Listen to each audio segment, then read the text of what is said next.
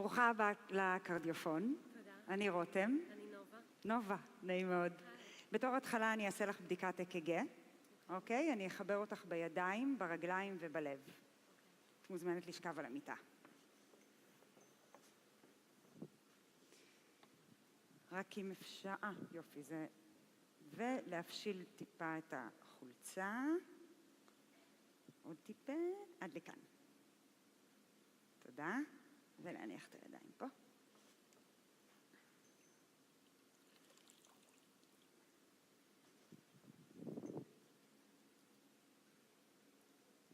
אני עושה לך בדיקה כדי שנקבל את רישום הפעילות החשמלית של הלב שלך.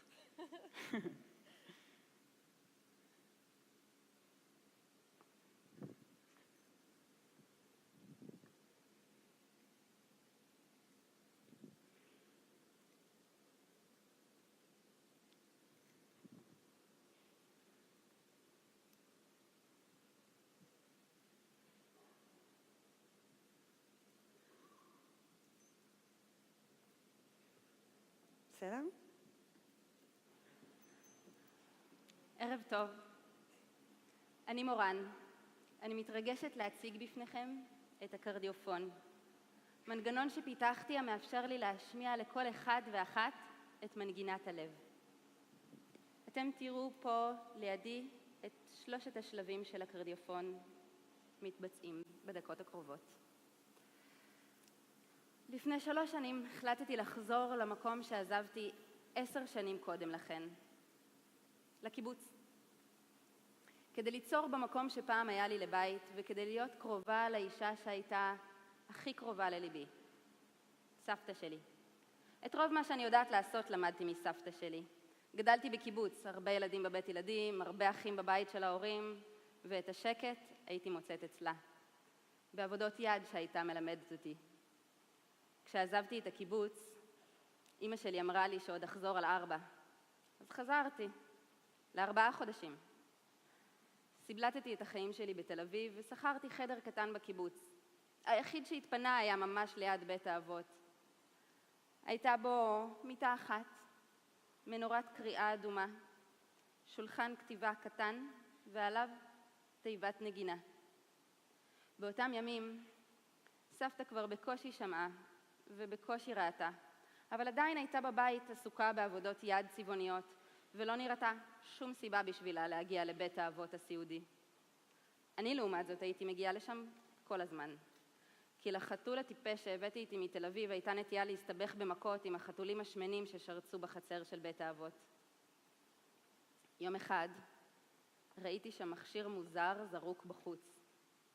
אישה על כיסא גלגלים אמרה לי שזה מכשיר אק"ג זקן. כל כך זקן, היא אמרה, שאפילו בבית האבות לא רוצים אותו. מיד החלטתי לאמץ אותו. לקחתי אותו הביתה, לחדר הקטן, והנחתי אותו ליד המיטה. מאותו רגע, כל מי שבא אליי הביתה נאלץ לעבור בדיקה. חברים, שכנים, טכנאים של בזק, אף אחד לא בא אליי יותר לקפה. באו לאק"ג. פעם אחת, אחרי בדיקה, הנחתי את המכשיר הקשיש על שולחן הכתיבה. שם חיכתה כל הזמן הזה תיבת הנגינה, בשקט. היא לא אמרה כלום. הוא חרק בעייפות, ובאותו הרגע הבנתי שזוהי תחילתו של סיפור אהבה, בין מכשיר אק"ג זקן לתיבת נגינה. בסוף 4 החודשים שלי בקיבוץ, ארזתי את מכשיר האק"ג, את תיבת הנגינה, את החתול החבול, נפרדתי מסבתא לשלום וחזרתי הביתה.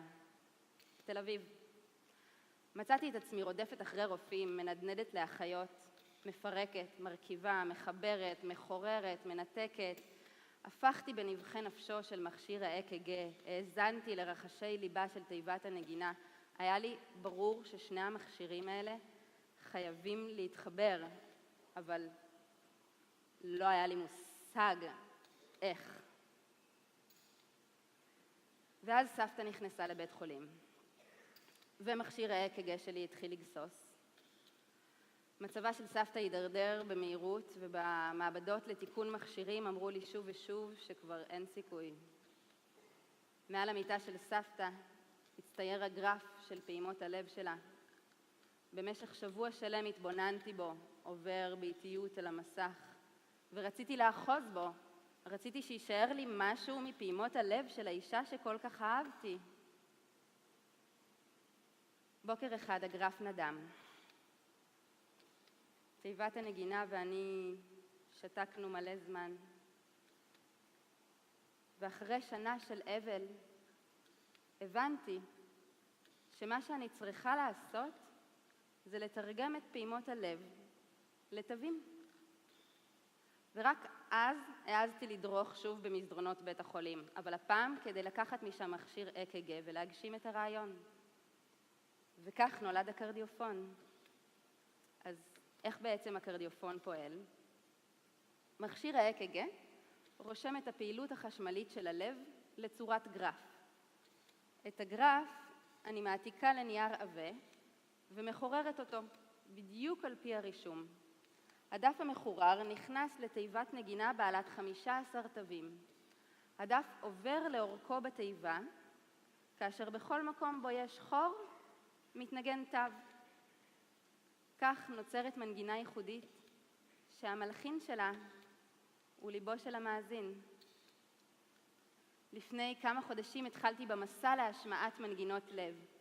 הגעתי למוזיאונים, בית ספר, גני ילדים, מגדל פעמונים, כנסים של אחיות, והדרך עוד ארוכה.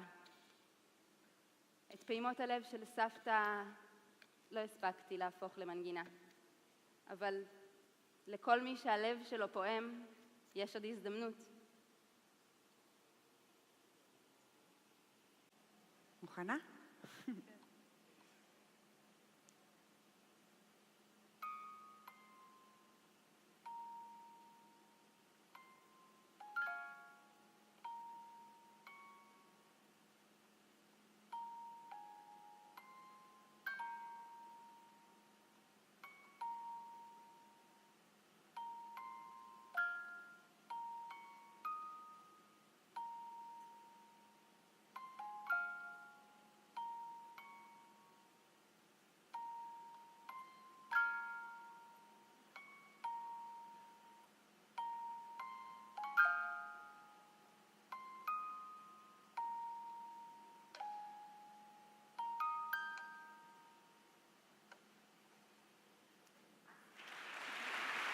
תודה.